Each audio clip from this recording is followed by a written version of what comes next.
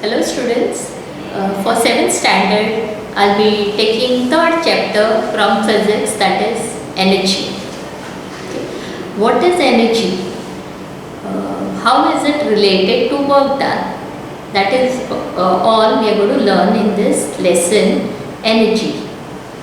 Now in 6th standard you all must have learned about work done. Now work done is nothing but when an object is displaced from its position, you need to apply some force. So that force and the distance covered, like for example, I've got a toy car, so I'm pushing it. So I'm pushing means I'm applying certain force. So when I'm applying force, the toy car is getting displaced from its original position. So that means I can say that work is done by the car in moving. So work done is nothing but the product of force applied and the distance through which this car has moved. That is work done. Now, any object, any person will be able to do that work if the person has got energy. Right? So what is energy? Energy is nothing but the capacity or the ability to do work. Like for example, now we have our breakfast in the morning, right? So when we have our breakfast, we get energized. Now in the morning when you will come to school, if you will come without breakfast, then throughout the day you don't feel like doing any work, you will feel sleepy, you all are hungry. So that means food is very much essential, so which gives your energy. So in this lesson we are going to learn more about energy. As I have already told you all that energy is the ability or capacity to do work. Now its unit is joules, same like that of work. Unit of work done is joules, same with energy it is joules. And another unit of energy is calories. Now, calories is a smaller unit of work. So higher unit is kilocalories. So 1 kilocalorie is equal to 1000 calories. So like on any food packet, like for example I have a food packet here.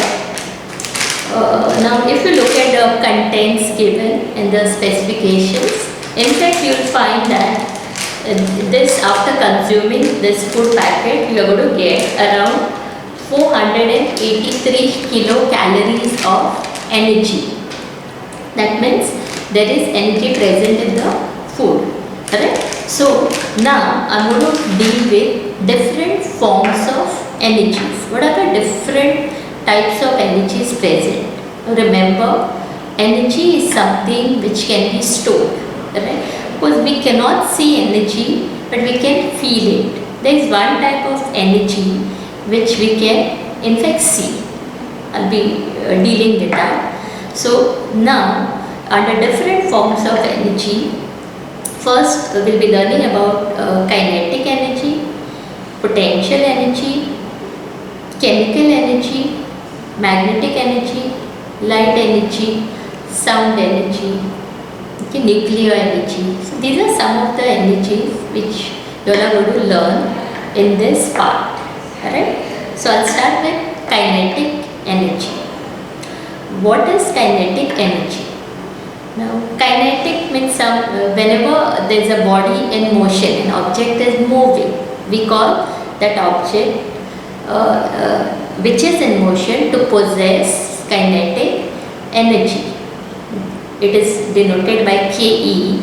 Now kinetic formula for kinetic energy is half, that is 1/2 m v square. What is m? Mass of the object, and v is the velocity or the speed with which that object is moving. If the object is at rest, we say that the kinetic energy is 0. Now kinetic energy depends on two things, two physical quantities, that is mass, and it depends on the speed. Like for example, I have two objects, two cars in fact. You can see this is a big truck and you have a small car. Now, which one do you think will have a higher mass? This car is this truck, isn't it? So, since this truck has got more mass, when you're comparing the kinetic energies, the one with higher mass will have more kinetic energy as compared to this. Another factor which is responsible is the speed. Correct? So, when they are traveling, suppose this travels, the one which has got more mass, suppose it travels with a higher speed. So we say this truck will have a higher kinetic energy as compared to the small car. So kinetic energy is given by the formula half mv square, where m stands for mass and v stands for square of the speed, which is called as velocity.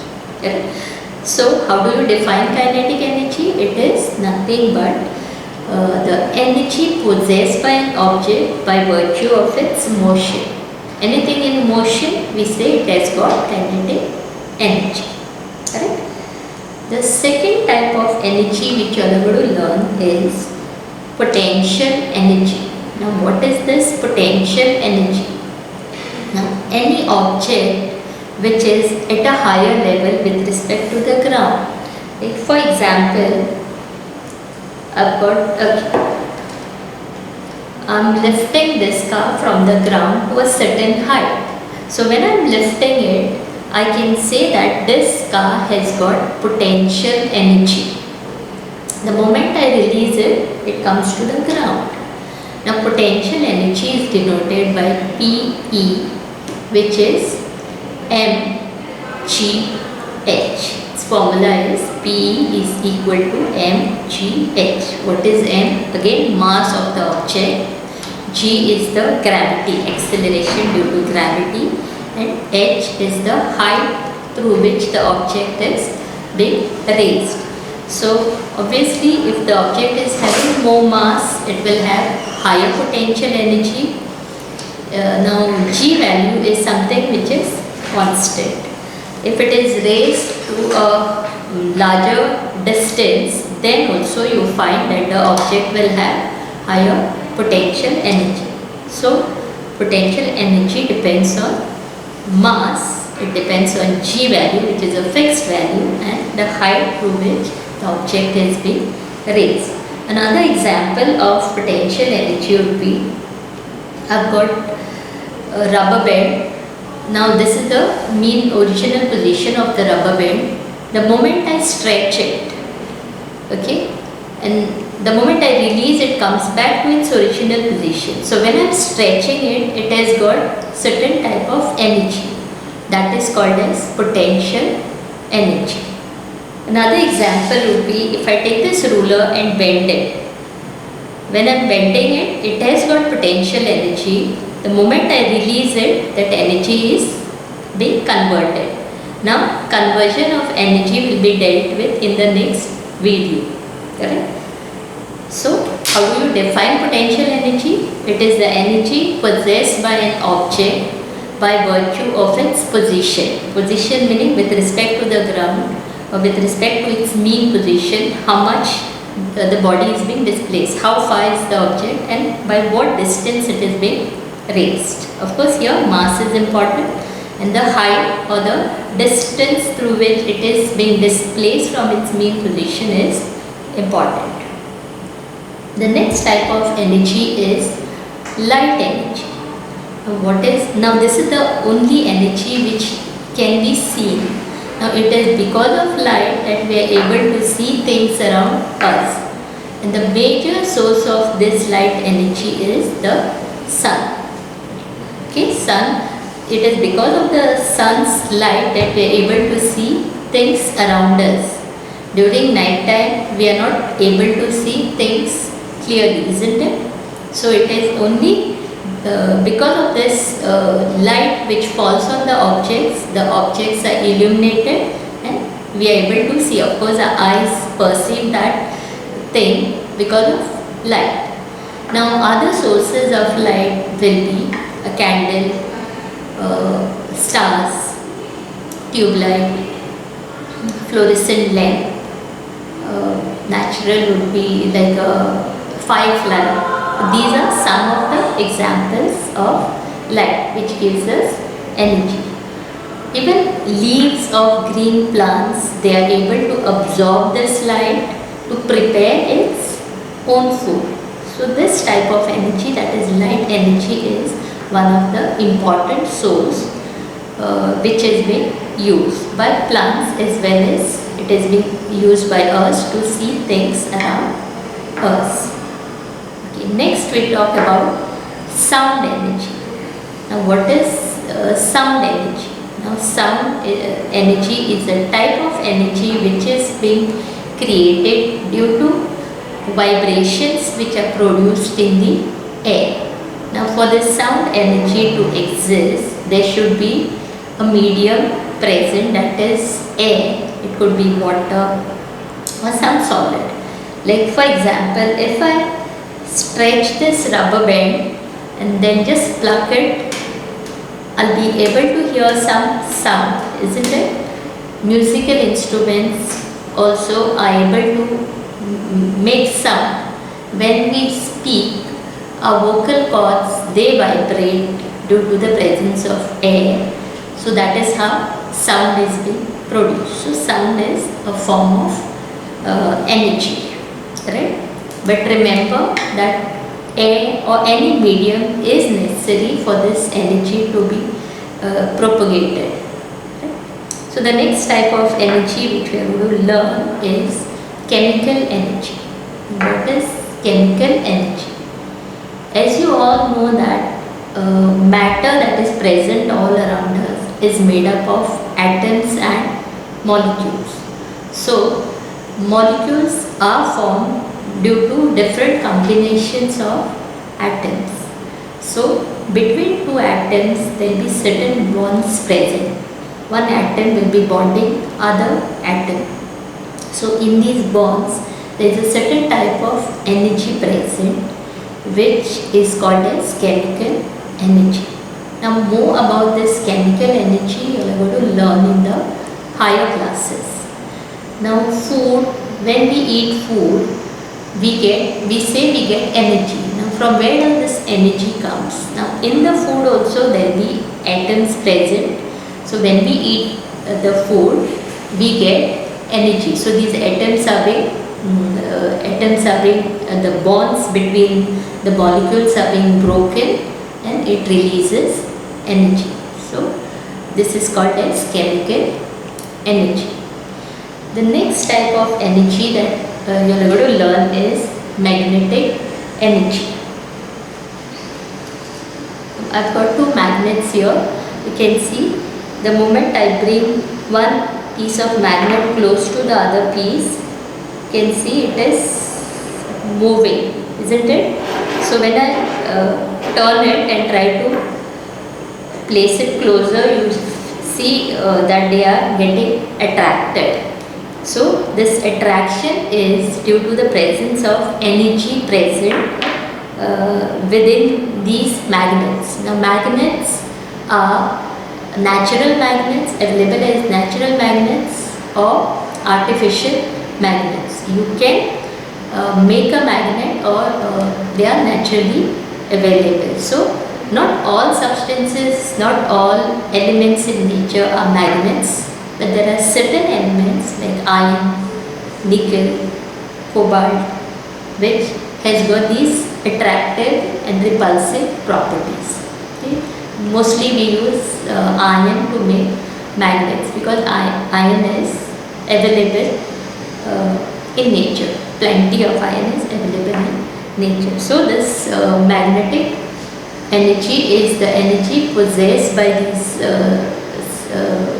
magnetic material. Now where is this being used? Now this magnetic energy is being used in making there are certain types of trains called as maglev trains. Maglev means magnetic levitation. It's a property wherein the trains, they do not touch the tracks. So due to this repulsive property, now when I try to place the magnet, they are not getting attracted. So due to this repulsive property, in fact these trains are able to run over the track without any heating produced. Okay, so this is due to the presence of energy which is called as magnetic energy. The next type of energy is heat energy. Now, heat energy is present in those substances which are like, for example, wood. When you burn it, in fact you get energy out of it, that is heat energy. Then fuel like petrol can be used to produce heat, diesel can be used to produce heat to run the car. We use petrol, diesel, or LPG, which is used in our houses, which it uses heat energy. Right now we cannot see heat energy, but we can feel heat energy. Right? So heat energy is the energy that is being present in a substance, and when you are actually burning it, you tend to, that energy is released, so which is nothing but heat energy. Then the next type of energy is important one is electrical energy. Now what is this electrical energy? Now electrical energy is the energy present in certain substances due to the presence of what is called as electrons, free electrons. Now there are certain substances like iron, copper, aluminium, which will have many of these free electrons present. So due to the presence of these free electrons, there is a certain type of energy present in them. They flow to create what is called as current. Now electrical energy is a type of energy which is being widely used all over the world. Okay. Now I've got some paper bills, and I'll show you. Now if I take a plastic ruler, now even in this plastic ruler there will be electrons present. Right? It is different from electrons which are present in like the examples which I gave you, like copper, aluminium, electron. Here it is slightly different. Right? So when I rub this ruler with the help of my hair, of course the hair has to be dry hair. So when I rub it and try to attract paper bills, they are able to attract certain paper bits. So it is because of these electrons, there is a difference in the charges which are able to attract the paper bits. So it is due to energy that is present within the electrons, which is called as electrical energy. Right? Now do you think this energy can be converted from one form to another? Yes, definitely. Now you can convert chemical energy to electrical energy. You can convert sound energy to electrical energy. You can convert heat energy to light energy. In the next video, we are going to learn about conversion of energy, which is called as energy transformation, and about law of conservation of energy. Okay. Thank you, students.